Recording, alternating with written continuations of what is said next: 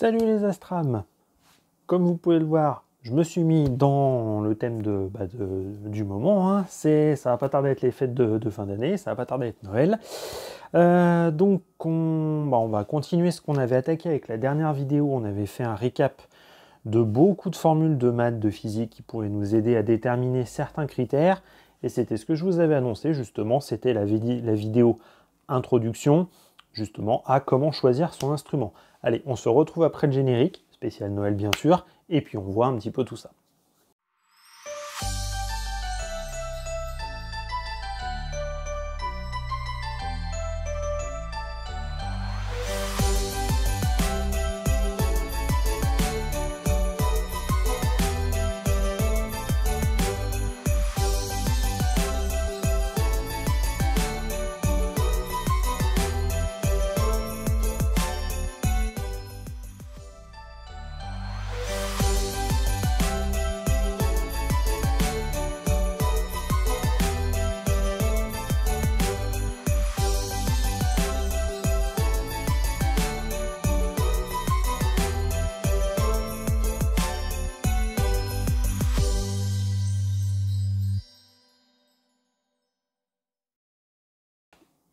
Choisir un instrument, c'est pas forcément quelque chose qui se fait de manière très simple.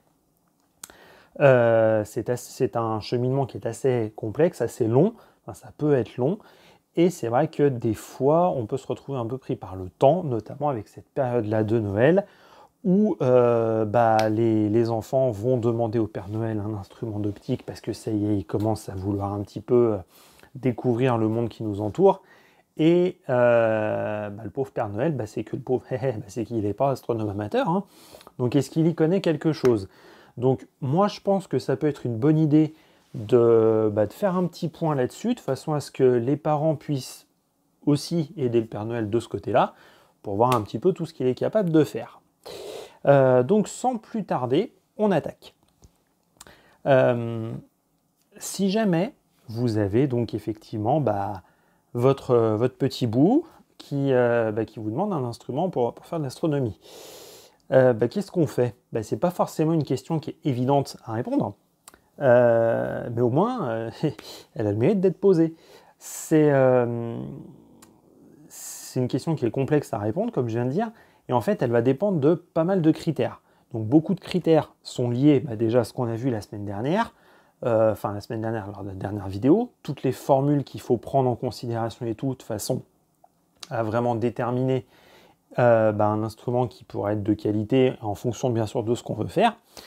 Mais il y a aussi un critère qui est l'âge de l'enfant.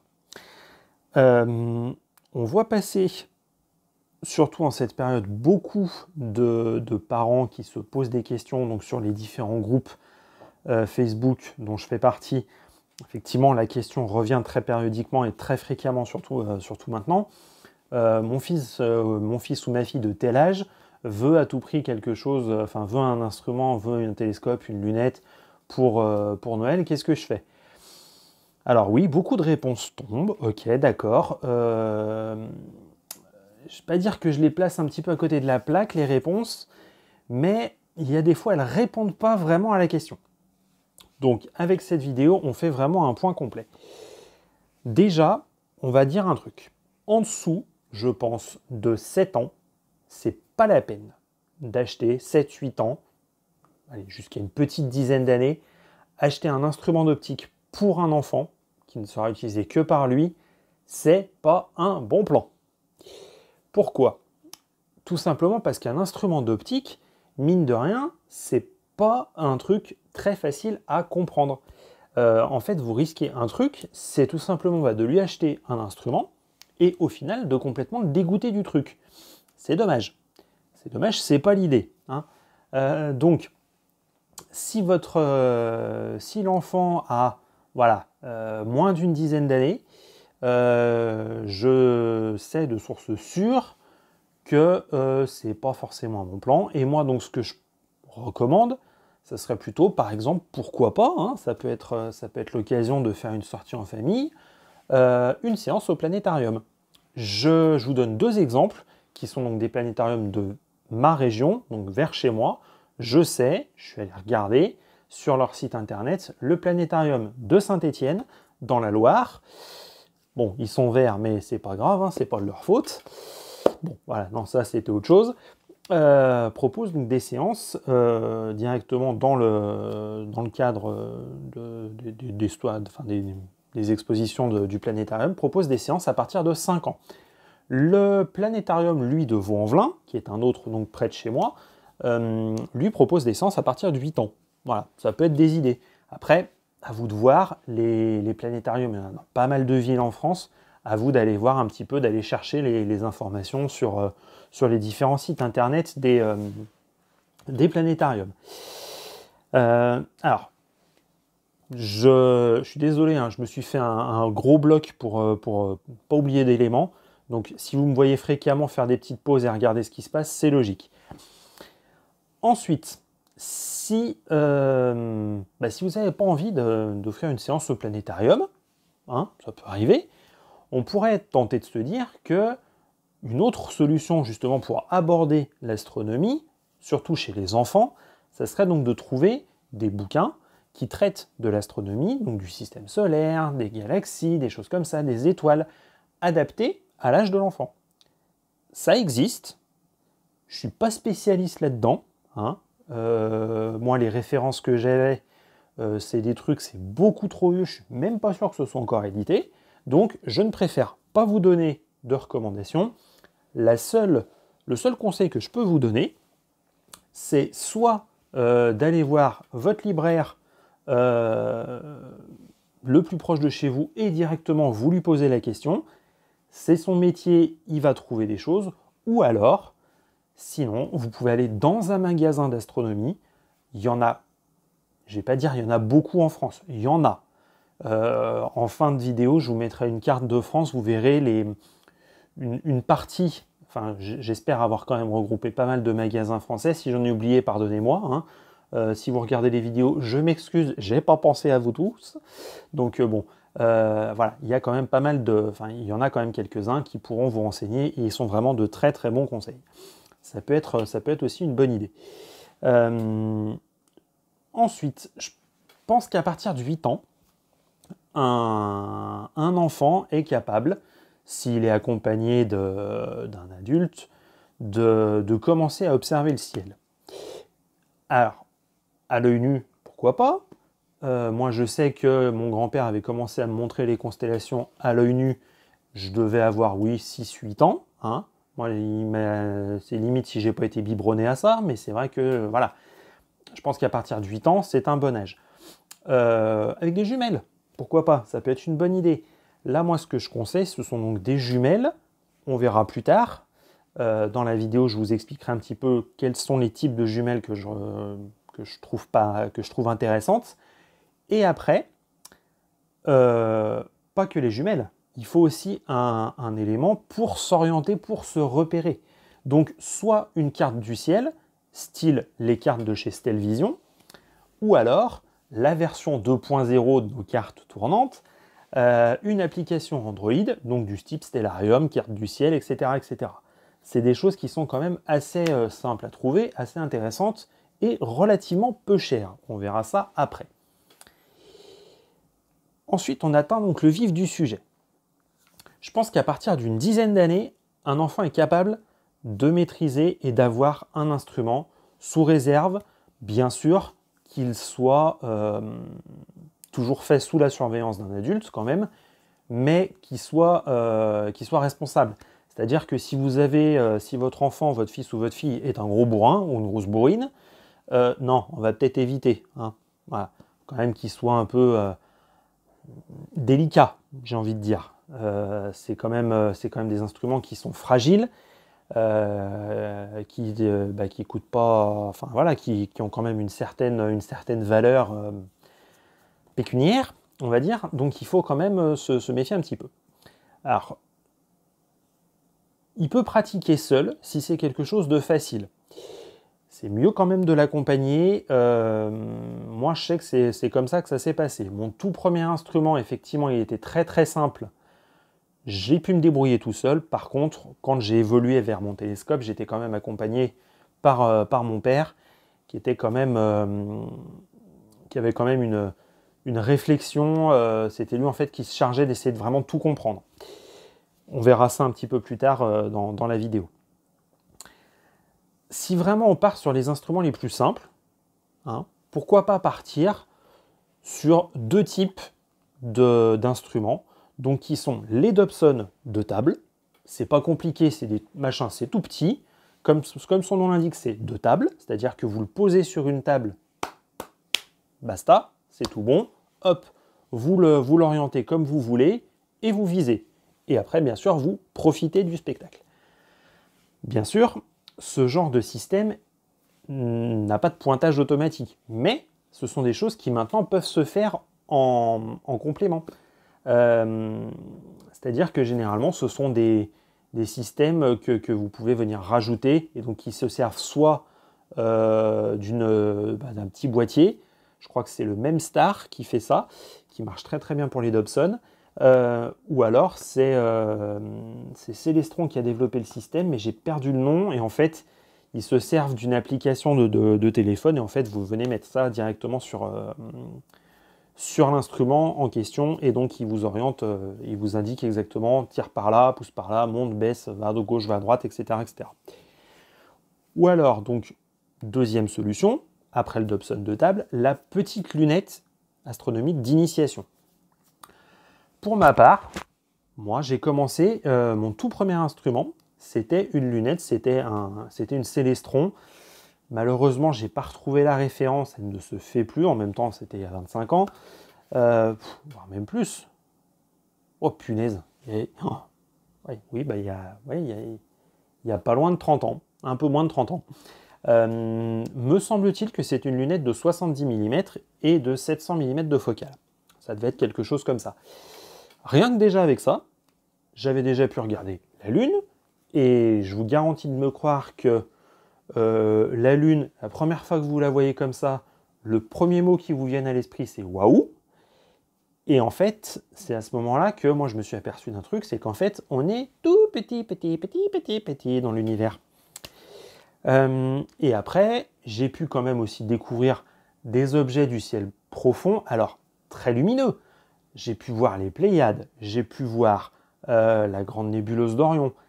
Et c'est là, en fait, que moi, je me suis aperçu que vraiment ce qui me faisait vraiment prendre mon pied, c'était vraiment le ciel profond.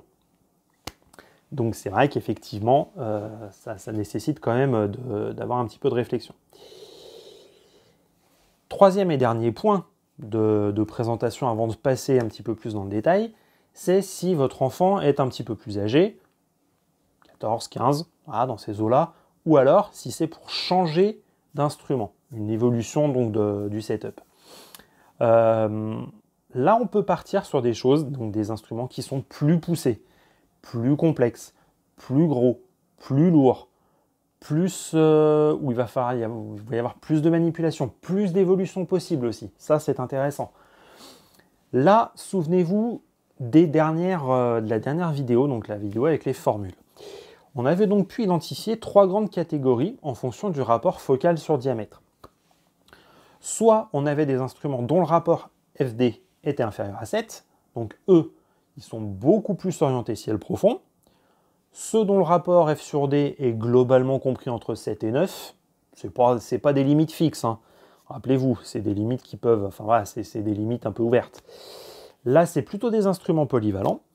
Et là, à partir du moment où on franchit le seuil du 9 de rapport F sur D, on est plus du côté des objets, enfin des instruments qui vont être plutôt orientés planétaires. Si on rentre un petit peu plus dans le détail, on va prendre catégorie par catégorie.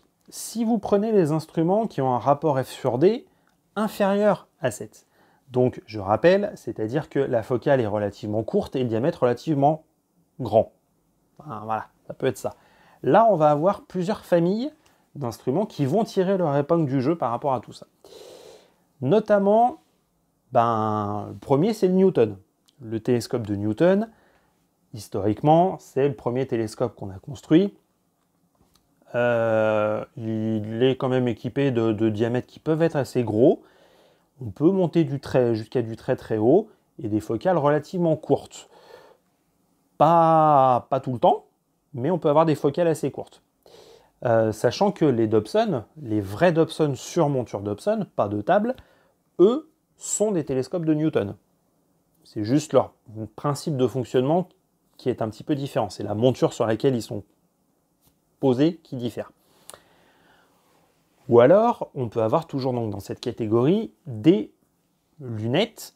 Alors là, on quitte les lunettes d'initiation pour vraiment monter avec des lunettes jusqu'à 60, 80, 100 mm, voire un petit peu plus. On a un petit inconvénient sur les lunettes, on verra après. Donc après, ça reste quand même des choses qui peuvent faire un petit peu peur, qui peuvent être chères, mais je mets une parenthèse là-dessus. Là, dans cette vidéo, on va parler que de l'instrument optique. La monture, on s'en fout, entre guillemets. On fera un épisode peut-être plus poussé sur les avantages, les inconvénients de chacune des montures, laquelle choisir dans quel cas, enfin bref, on verra peut-être plus tard. Ça, pour le moment, je n'ai pas encore bossé dessus. Maintenant, si on s'intéresse à la catégorie intermédiaire, donc ceux dont le rapport focal sur diamètre est compris entre 7 et 9, à la louche. Ce que j'appelle donc les instruments intermédiaires, qui sont en gros assez polyvalents, donc aussi bien en ciel pro, ils tirent leur épingle du jeu très bien en ciel profond et pas mal aussi en planétaire. Qu'est-ce qu'on a? Bah là, en gros, on a un petit peu de tout, hein, donc des télescopes de Newton, des lunettes. On a aussi des télescopes de conception Ritchey, Chrétien, n'importe quoi. Schmidt-Cassegrain, des Maksutov, des Dobson, enfin on a un peu de tout. On a un peu de tout. En fait, chacune des marques va proposer des instruments un petit peu dans ces eaux-là, un petit peu polyvalents. Il faut quand même un petit peu se méfier. On y viendra plus tard. Il y a 2-3 petits pièges à éviter quand même. Après, en ce qui concerne les instruments dont le rapport va être supérieur à 9, là en fait, alors déjà vous oubliez les lunettes, vous allez comprendre pourquoi dans le point suivant. Ça va être assez compliqué. Là, on a essentiellement des télescopes en fait qui vont tirer leur épingle du jeu. Et ce sont les conceptions Schmidt-Cassegrain et Maksutov. Alors, vous pourriez me dire, c'est bizarre, il n'a pas du tout parlé des jumelles. Oui, alors en fait, les jumelles, on s'en sert plus vraiment pour du grand champ. Donc après, libre à vous, vous pouvez très bien la mettre un petit peu dans n'importe quelle catégorie. Il n'y a pas de souci. On ne parle pas vraiment de rapport focal sur diamètre pour des jumelles, mais elles sont adaptées pour tout en fait. Forcément, vous n'allez pas avoir un zoom énorme pour tout ce qui va être planétaire, mais ça marche quand même très bien. Un autre point qu'il est intéressant de comprendre, si vraiment on scinde tous les instruments dont je viens de parler en catégories, les jumelles, les lunettes, les télescopes de Newton, les Schmidt-Cassegrain et Maksutov. Je mets les deux derniers en même temps, donc ça nous fait 4 catégories. Quels sont les critères de choix, les avantages et les inconvénients de chacun? Alors, là on rentre un petit peu plus dans le détail, désolé si c'est technique, on est obligé d'en passer par là. Les jumelles, on va commencer par ça. Comment est-ce qu'on choisit des jumelles? Des jumelles, en fait, on les exprime avec un chiffre, enfin un nombre, fois un autre nombre. Le premier correspond au grossissement et le deuxième correspond à son ouverture. L'ouverture de la lentille. Donc, en astronomie, les jumelles astronomiques, je pense que mieux vaut partir sur au minimum ce qu'on appelle des 8 par 42. Donc, c'est-à-dire qu'elles ont un grossissement 2 x 8 et un diamètre de la lentille de 42 mm. Ou alors, le mieux, c'est plus cher et c'est plus lourd, c'est des 10 par 50. Attention, quand vous choisissez des jumelles, il y a une notion qui est importante. Souvenez-vous de la dernière vidéo, c'était la notion de pupille de sortie. Je vous rappelle que la pupille de sortie doit être le plus proche de 6, qui est donc la dilatation maximum, moyenne maximum de notre œil. Donc la pupille de sortie derrière un oculaire ou derrière la jumelle doit être le plus proche possible de 6. Si on prend les jumelles en 8 par 42, ça nous donne donc une pupille de sortie de 5 mm. Et si on prend, donc qu'est-ce que je dis, de 5,25 mm, et si on prend les 10 par 50, ça nous fait une pupille de sortie de 5 mm. Bon, là on est bon avec ces catégories-là. Ça vous offre quand même une luminosité assez importante, et donc vous allez pouvoir voir quelque chose quand même. L'avantage, non, j'oublie un point, oui, enfin, je l'ai vaguement abordé, c'est que des jumelles de 10 par 50 sont plus lourdes. Donc, à force de tenir le machin comme ça à bout de bras à regarder, au bout d'un moment, vous risquez peut-être d'avoir les bras un peu engourdis. On pourrait peut-être se dire, de les poser sur un trépied, ça peut être pas mal. Donc, ça peut nous occasionner une dépense supplémentaire. Maintenant, du côté des avantages. L'avantage, c'est que c'est relativement léger. Déjà, c'est facilement transportable. Et au passage, ça peut servir à autre chose que pour l'astro. Par exemple, si jamais vous voulez vous promener dans la nature et observer les oiseaux, les choses comme ça marche aussi. Inconvénient, maintenant, des jumelles, c'est qu'on peut faire que de l'observation. On ne peut pas faire d'astrodessin, on ne peut pas faire de photos. Et l'inconvénient, c'est que on va être limité. Limité dans le sens où on va pas vraiment... on peut avoir un effet waouh, mais on va vite être limité justement dans cet effet waouh. On a l'impression vraiment d'être pris dans l'univers, mais il nous manque un petit quelque chose. Après, c'est une question de goût. Je sais que je n'ai pas fait beaucoup d'observations aux jumelles, j'en ai fait qu'une fois quand j'ai passé ma première étoile il y a 2 ans. C'est tout ce que j'ai fait en observation aux jumelles. Donc, à vous de voir. Ça peut être une porte d'entrée pour l'astro, c'est pas mal. Quittons les jumelles maintenant pour passer aux lunettes. Les lunettes, comment est-ce qu'on choisit une lunette? Déjà, on peut se dire lunettes d'initiation ou pas. Ça déjà, c'est un bon point. Donc généralement, les lunettes d'observation ont des diamètres assez petits, 60, 70 à peu près. Ce qui fait qu'en fait, elles ne sont pas très très chères. C'est un gros avantage, ça. Et aussi, ça va être, point de vue des critères, ça peut être qu'est-ce qu'on veut faire plus tard. Si on en a déjà une idée, bien sûr. Vous avez des lunettes, ça existe, qui ont des focales très courtes. Donc en fait, ça vous offre un rapport focal sur diamètre assez petit. Donc, on peut très bien tenter du ciel profond et là, tenter de la photo. Ça va envoyer du lourd. Ça peut envoyer du très très lourd. Point de vue des avantages maintenant de la formule des lunettes. Déjà, on a un contraste qui est quand même pas mal. Parce que les verres sont... Alors, évitez les lunettes vraiment d'entrée de gamme parce que une lunette, en fait, va créer, c'est du verre, hein, la lentille, c'est du verre, l'ajout de plusieurs lentilles, donc, va vous créer une aberration chromatique. Ça, en fait, ça va vous disperser la lumière.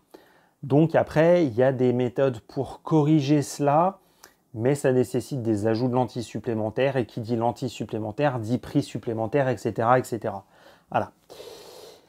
Par contre, avantage indéniable des lunettes, c'est que ça n'a quasiment jamais besoin d'être collimaté.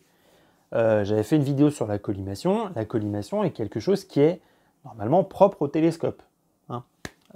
Très facile à faire sur les Newton, beaucoup plus compliqué à faire sur les autres formules optiques de télescope. Ensuite, quelque chose auquel on ne pense pas quand on commence, mais un tube, s'il est fermé, l'air qui est à l'intérieur ne subit pas de variation de température. Donc ça veut dire que quand vous allez observer, votre observation ne sera pas gâchée par des turbulences atmosphériques qui pourraient venir se rajouter à la qualité de votre ciel.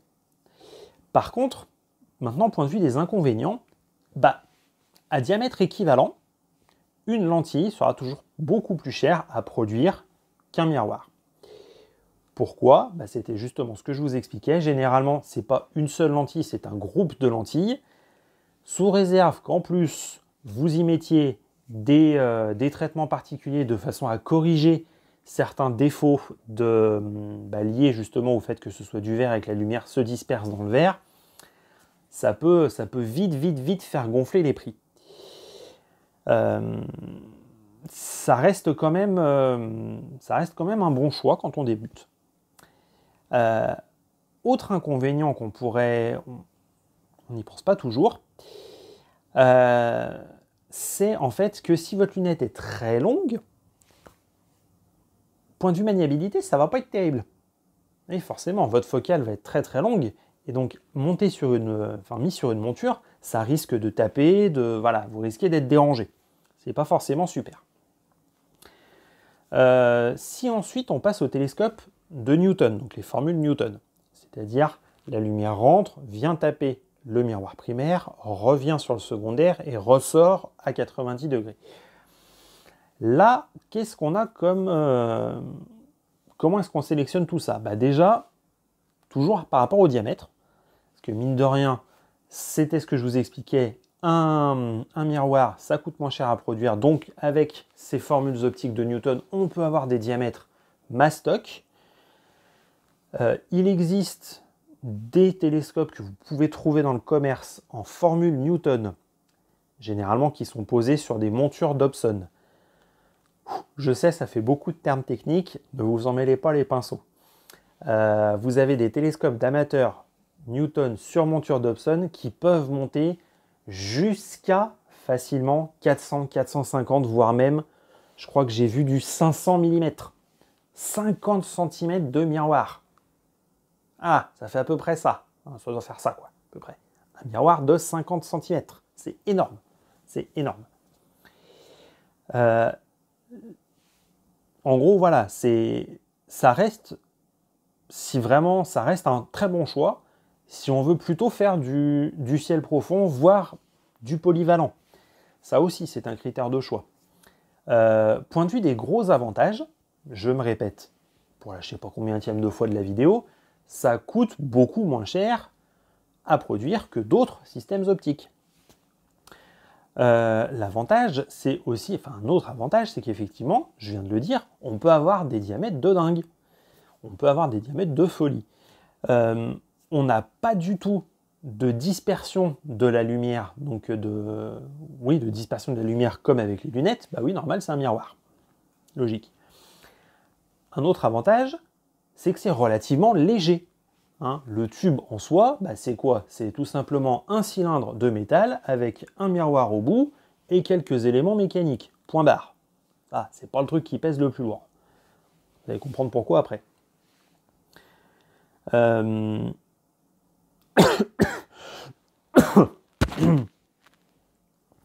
Ensuite, point de vue des inconvénients. Alors, effectivement, les télescopes Newton sont très bien. Ils sont très bien à une condition. Et là, on va mettre un gros point noir sur certaines lignes de télescopes qui sont les télescopes de Newton 114-900. La plupart des 114-900 sont des télescopes avec ce qu'on appelle des miroirs sphériques. Alors, ce qu'il faut savoir, c'est que la propriété d'un miroir, si on veut vraiment avoir quelque chose de parfait, il faudrait qu'il concentre son image en un seul point. Et ça, c'est la propriété d'une parabole. Or, une sphère n'est pas une parabole. C'est une approximation. Donc, la plupart des télescopes en dessous de 150 mm de diamètre sont des télescopes à miroir sphérique. Donc, vous n'aurez jamais une image impeccable. Le mieux, c'est de vérifier. Normalement, c'est noté dans la doc. Je sais que j'ai parcouru pour les biens de cette vidéo des dizaines et des dizaines de fiches descriptives. Oui, j'ai trouvé effectivement des télescopes 114-900 qui ont des miroirs sphériques et d'autres qui ont des miroirs paraboliques. À partir de 150 mm de diamètre, vous avez beaucoup plus de chances de tomber sur du parabolique. Tant mieux pour vous. Effectivement, c'est quand même mieux. Inconvénient aussi, majeur, c'est qu'effectivement, là, par contre, pour le coup, le tube est ouvert. Donc, vous êtes lié, enfin, vous pouvez subir des variations de température dues à l'air qui va circuler dans votre tube. Ça peut vous provoquer, non mais j'ai du mal à parler moi, ça peut provoquer des phénomènes un petit peu particuliers, du style votre image qui va bouger comme ça, votre objet va danser un petit peu, c'est un peu pénible. Par contre, oui, aussi, autre inconvénient, et ça, vous l'avez vu dans la vidéo sur la collimation, ça se recollimate assez fréquemment. C'est très simple sur un Newton, plus compliqué sur les modèles qu'on va voir maintenant. Dernière catégorie, je mets tout ensemble, c'est les Schmidt-Cassegrain et les Maksutov. Eux, ce sont des conceptions différentes, c'est-à-dire que la lumière rentre, va passer au fond du tube, venir frapper le miroir primaire, rebondir et revenir au miroir secondaire et repartir, et la sortie en fait est au cul du télescope. Donc là en fait vous avez l'avantage, c'est que votre lumière va parcourir 3 fois la longueur de votre tube. Donc ça vous permet d'avoir une focale extrêmement longue dans un tube relativement compact. Ça c'est un sacré avantage. Qui dit focale très longue, dit rapport focal sur diamètre relativement long, donc plutôt orienté planétaire. Donc le critère de choix, c'est quand même aussi toujours lié à ce qu'on veut faire. Voilà.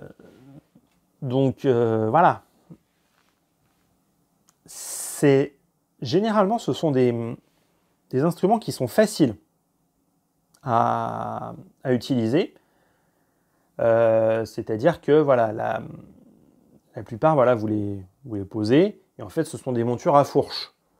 Donc vous les posez, et c'est des montures azimutales. Gauche, droite, haut, bas. Voilà, point barre. Ça comporte quand même un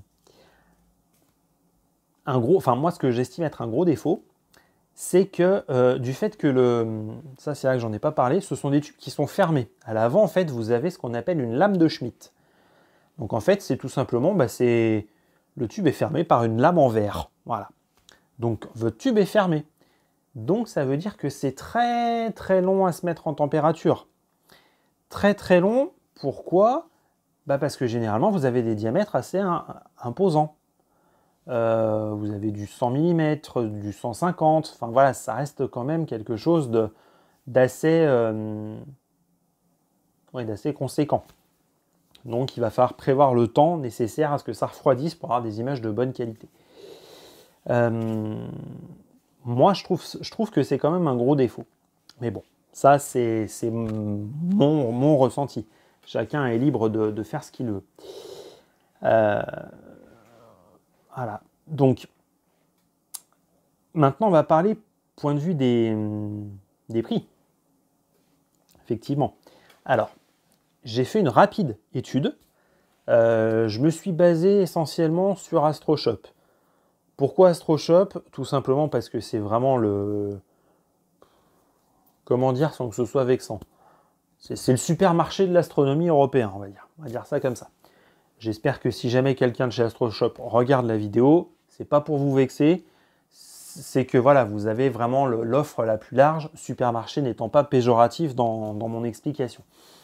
C'était pour moi le plus simple, j'avais pas envie de naviguer à droite à gauche, de faire 15 millions de sites, etc.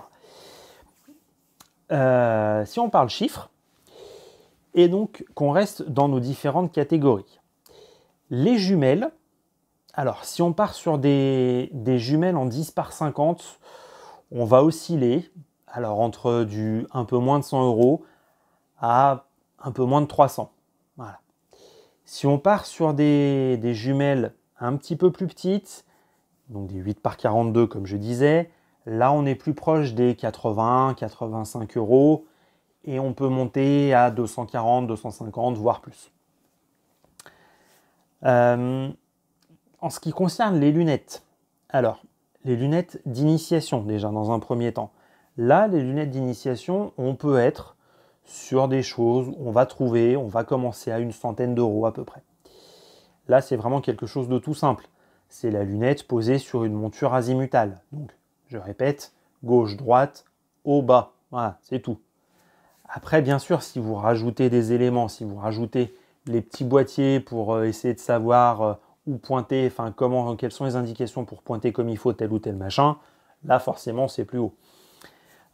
Mais on peut monter jusqu'à facilement, toujours dans du débutant, du 200 euros, on va dire. Par contre, à partir du moment où on quitte le domaine vraiment de la lunette d'initiation pour atteindre la lunette, on va dire, plus d'amateur, un peu plus confirmée, là, attention, ça peut vite chiffrer. La lunette seule, sans la monture, vraiment ras des pâquerettes point de vue qualité, on va déjà être à pas loin de 200 euros le tube, un petit peu moins. Par contre, attention, ça pique, on peut monter à du quasiment 4000 euros avec une lunette où vous avez la monture qui est équipée du Go-To et où vous avez un verre qui est traité anti-dispersion. Donc, ça peut très très vite chiffrer la lunette. On rejoint un point que je disais tout à l'heure. Les lentilles en verre sont beaucoup plus chères à produire que les simples miroirs que nous connaissons sur les télescopes. Le télescope de Newton, maintenant, lui, en gros, on va dire que le Newton de base, hein, voilà, je répète, éviter les 114 éviter les diamètres inférieurs à 150 en sphérique, on va commencer à peu près aux alentours de 300 euros. Sur une monture toute simple, monture donc généralement, ils nous mettent ça sur des EQ2, je ne suis pas d'accord, on n'a pas trop le choix. Essayez de privilégier plutôt au minimum une EQ3, 2. Ça sera déjà mieux. 300 euros, voire un petit peu plus, si jamais vous lui mettez les moteurs. Voilà. Par contre, là, effectivement, on peut monter aussi beaucoup plus haut. On peut arriver facile sur du 1600 euros avec la monture, avec le Go-To, voire plus. Tout dépend de la monture que vous allez mettre. C'est vraiment ça qui va déterminer une grande partie du prix de l'instrument. Restons du côté des Newton, mais cette fois-ci en version Dobson. Donc on a quoi? J'avais dit, on avait donc les Dobson de table. Donc les Dobson de table, généralement, c'est des tout petits machins. Et là, on peut en trouver aux alentours d'une centaine d'euros, un petit peu moins. Bon, après, c'est vraiment pas gros. Hein. C'est des machins, ça doit faire... je crois que ça fait 60 mm, quelque chose comme ça, de diamètre. Enfin bref. Ça tourne aux alentours de ces eaux-là. Et toujours pour ce table, on peut monter, j'en ai trouvé un peu moins de 200 euros. Voilà, ça donne une petite idée déjà. Par contre, le Dobson, le vrai gros Dobson avec la monture Dobson, là, on va dire qu'en entrée de gamme, on est plus aux alentours de 230, et là, il sera entièrement manuel, à plus de 2500 euros. Si là, vous en voulez vraiment un de gros diamètre, et je crois qu'il n'est même pas motorisé, celui que j'avais vu. Enfin bref, plus de 2500 si vous voulez vraiment un truc de compète, etc. En ce qui concerne les Schmitt Cassegrain, donc petit diamètre, longue focale, sur monture assez faible, on va se retrouver un petit peu plus de 700. Et là, généralement, vous avez le Go-To, mais il faut le maîtriser. Hein. Le Go-To, c'est pas quelque chose qui se fait comme ça à la légère. C'est toute une technique. Vous avez peut-être déjà commencé à le comprendre. Et effectivement, on peut monter beaucoup plus haut. On peut se rapprocher des 2000 euros. Là, pareil, avec par contre quelque chose de plus gros diamètre, donc de plus longue focale, et avec une monture beaucoup plus solide. Dernière catégorie, les Mac Southoff. Alors, un petit Mac Southoff, ça existe aussi en version de table, je ne savais pas. J'ai découvert ça quand j'ai fait la vidéo, quand j'ai tourné tout ça. On peut se retrouver avec des Mac Southoff de table à un peu moins de 100 €. Mais on peut monter pour des Mac Southoff. On va commencer par les Mac Southoff classiques. Hein. Le Mac Southoff normal que vous mettez sur une monture à fourche. On va commencer un petit peu moins de 300. Par contre, on peut monter à peu près à 2000 €. Donc, voilà, c'était vraiment très très rapide cette analyse, mais on peut voir que les prix, ça varie, c'est un truc de fou. Donc après, à vous de voir, libre à vous, le porte-monnaie, il est libre, enfin, il est spécifique à chacun, mais voilà. Sachez que on va finir cette vidéo sur ce point-là. Cette vidéo, je ne l'ai pas faite, absolument pas, comme étant un catalogue de prenez ça, prenez ça, prenez pas ça, prenez pas ça. Non. Ce que je voulais vous montrer au travers de cette vidéo, c'est en fait toute la réflexion qu'il faut avoir pour choisir un instrument d'optique. Ce n'est pas quelque chose qui se fait à la légère, c'est une réflexion. Il faut bien garder à l'esprit que si vous achetez un matériel qui n'est pas adapté à ce que vous voulez faire, qu'est-ce qui va se passer? Eh bien, vous n'allez pas réussir à l'utiliser comme vous voulez. Donc, vous allez très vite décourager. Et au final, qu'est-ce qui risque de se passer? Il risque d'être relégué au garage, dans le grenier, ou au pire d'être vendu. Et voilà. Et au pire, vous risquez d'être complètement dégoûté de votre achat et donc de ne pas aller plus loin là-dedans. Ça serait dommage. Ensuite, un autre point, et là, écoutez-moi, écoutez-nous, on est plusieurs à le dire. En ce moment, c'est la période de Noël, le petit pompon. Dans cette période de Noël, dans les catalogues de jouets, vous voyez des télescopes. Ça s'appelle télescope. Ce n'en est pas. Ce sont des jouets. Si vous achetez ça à votre enfant, je vous prie de me croire, vous allez le dégoûter. Ce sont des instruments d'optique, certes, de qualité médiocre. Et encore, je trouve que je suis gentil. La plupart du temps, ils vous font miroiter des images magnifiques sur le carton. Oui. Vous tapez dans la barre de recherche Google, vous trouvez les mêmes. Hein. Donc, non. Ces télescopes-là ne vous donneront jamais ces images-là. Jamais.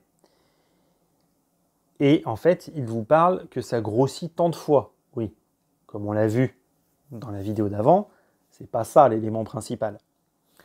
Donc, non. Évitez ce genre de choses, sauf si vous avez envie de dégoûter votre gamin de faire de l'astro. Ça, après, c'est votre choix. Hein. C'est pas le mien. Non.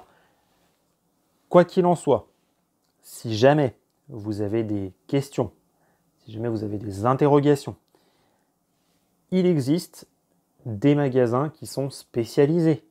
Spécialisés. Pareil, n'allez pas pousser la porte de votre opticien. Il s'y connaît peut-être. Peut-être. Il y en a très certainement qui doivent s'y connaître. La plupart ne s'y connaissent pas. Est-ce que vous iriez acheter votre pain chez un boucher? Posez-vous la question. Chaque métier a ses spécificités.